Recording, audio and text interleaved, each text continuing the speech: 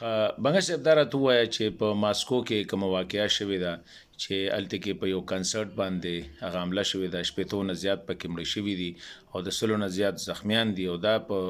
ماسکو کې د ډیره غټه د دهشتګردۍ واقعه ده او داعش د هغې پړه په خپل دغه منظور اغستې د هغوی کړی دی. نو تاسو څه ګڼئ چې د دې سره به په دې خطه کې بیا په دې علاقه باندې پاکستان افغانستان د دې بس اثرات وي؟ اثرات خو به ډېر وي، ولې چې تاسو دا ګورئ د داعش چې کوم ذمهواري اخیستې دی هغه کې چې کوم کسان ملوث دي داسې خبرې داسې ریپورټس دي چې هغه تاجک نیشنلز دي او په کندهار کې چې کوم خودکش دماکه شوي وه چې هغه کې تقریبا 100 کسان شهیدان شوي وو، هغه داعش په ذمهواري اخیسته او هغه تاجک وو. نو مطلب دی چې تاجک چې کوم د داعش والا کسان دي هغه په افغانستان نه لاړ دي یا افغانستان کې موجود دي، چې په افغانستان کې کندهار کې هم د یو تاجک دغه کړو دي نه مخکې چې په افغانستان کې څومره زیاتره خودکش حملې شوي چې داسې معلومات شي نو هغه کې تاجک ملوث وو هغه چې کوم دی نو دي اثرات په افغانستان باندې ډېر زیات وي او چې کوم افغان طالبان دي د لپاره به مسایل سیوا کیږي، ولې چې داعش چې کوم دی په افغانستان کې ډیر مضبوط دی او افغان طالبان هم دا وایي چې هغه ټول نه زیاته خطره په امارات اسلامي ته چې کوم دی هغه داعش نه دی. او که تاسو د یوه ورځ مخکې سیټ کام چې کوم چیف دی هغه سټیټمنټ تاسو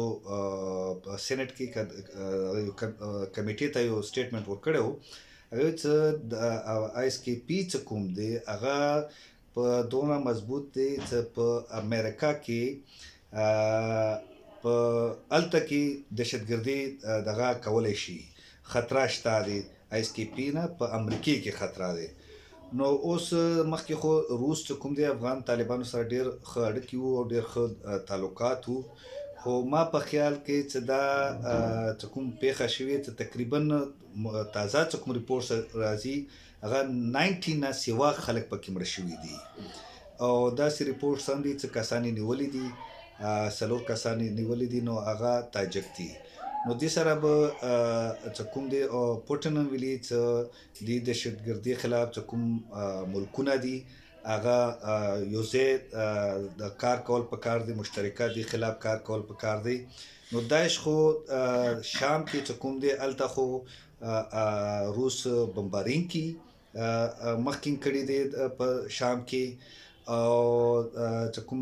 هلته هایډ آوټس وو دغه والا داعش والا هلته کې هغه باندې ټایم په ټایم کې. خو اوس دا به ګورو چې روس آیا په افغانستان کې چې کوم داعش ټکانې دي هلته به دا بمباري کی کا څه به کي. نو دې سره دا چې یو خو دا چې پاکستان چې کوم شکایات وو چې کوم افغانستان کې ټي ټي پی موجود وو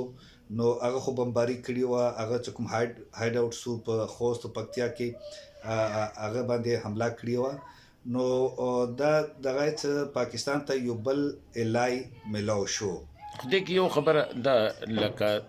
تاسو به یو ریپورټډلی یو آډیو هم راغلی د امارت اسلامیه طرفه چې هغوی د داعش وایي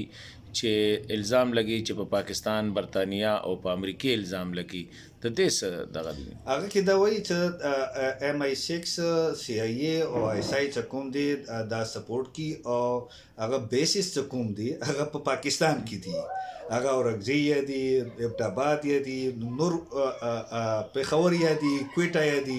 چې دلته کې د داعش ټریننګ سنټر دي. نو هغه دینه الزام چې کوم دی هغه په پاکستان لګي یا په امریکې لګي، خو مرکزونه چې کوم دي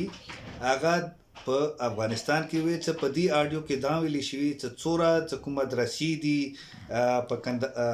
کونړ کې کابل کې یا نور چې کوم افغانستان کې مختلف د سلفي سپیشلی سلافي چې کوم دغه دی هغه هر یو ممبر غو داعش ممبر ګڼي. نو هغه لپاره دا چې که چیرې د افغان طالبانو نو ټول سلفیان خو ختمولی نه شي که نه، نو که کارویانې شروع کړي نو دا به افغانستان لپاره نور مسایل هم سوا کړي.